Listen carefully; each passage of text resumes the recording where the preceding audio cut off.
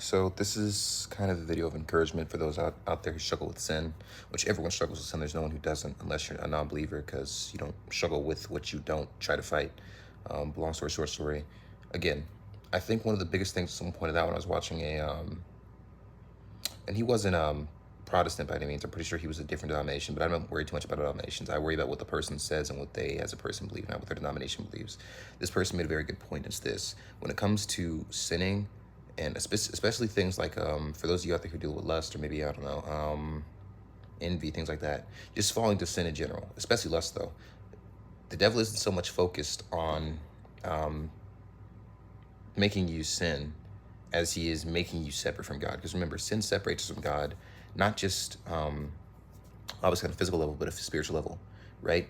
Whenever you sin, you feel shameful to come towards God in any way, shape, or form possible, right? You feel shameful, you do, and there's a reason for that. It's because you know you've made distance between you and Him, right? So, for example, whenever you're talking with somebody and you insult them, even if you mean to or you don't mean to, um, you can sense that distance between you and that person. It's there. It's space. You can feel that space, right? Because the next time you talk to them, you're both thinking about that one thing, right? But again, it's simply just that. The devil wants to make that space and create that space, but you have to understand that because of what Jesus did there, that space doesn't exist unless you allow it to exist, right?